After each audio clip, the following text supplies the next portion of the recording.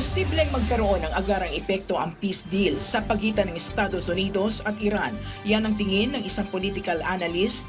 Hindi naman magiging mabilis ang stabilization ng ekonomiya, ngunit masisiguro nito ang tuloy-tuloy na trabaho para sa ating mga kababayan.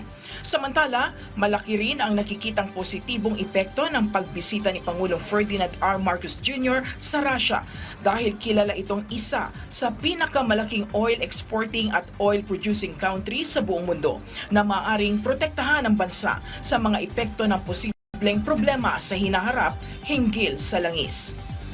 Kung ano yung layunin at kung ano talaga yung purpose ng kanyang pagbisita, kinakailangan manatili tayong nakaangkla lamang doon. At for sure, hindi naman magkakamali siguro ang ating Pangulo kung paano niya babalangkasin yung mga kinakailangan, mga mahalagang aktibidades sa kinakailangan niyang gawin sa mga bansa na ito.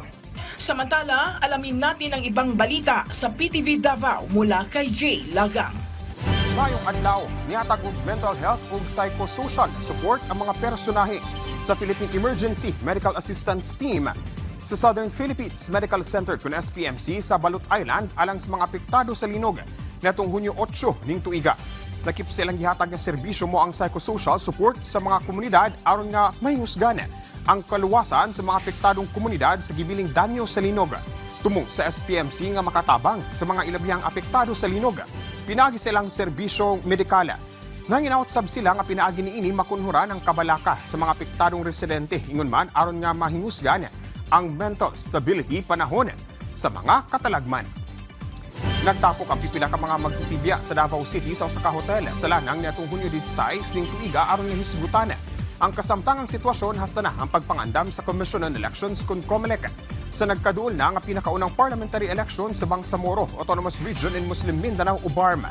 Gipangunahan kini sa Office of the Presidential Advisor on Peace, Reconciliation and Unity kun UPAPRO sa pakigalayon sa Commission on Elections kun COMELEC Presidential Task Force on Media Security kun PTFOMS Bangsamoro Information Office ug uban pa mga organisasyon. Gipasabot sab sa mong panagtapok ang bahin sa Bangsamoro Electoral Code ug ang sistema sa pagboto ubos sa parliamentary procedure. Gipunto sab dinhing ang importansya sa pagsiguro nga maprotektahan ang seguridad sa mga sakop sa media nga mo'y tahasan nga mangunay sa coverage sa historic eleksyon sa Burma nga mahitabo na karong bulan sa Setyembre ning tuiga. Sumala sa UPAPRO, importante nga mapasabot sab sa mga sakop sa media ang gigikanan. Ingon man ang mga nakabot na sa gobyerno pag-abot sa peace process aron nga mahatagan og mas klaro nga konteksto ang mga balita bahin sa mahitabong eleksyon. Ingon man ang mga kausaban karon sa Bangsamoro Region. Pinaagi niini malikayan ang posibleng mga kagubot tungod lang sa sayop nga paghatod sa impormasyon ug ang pagkuyanap sa fake news.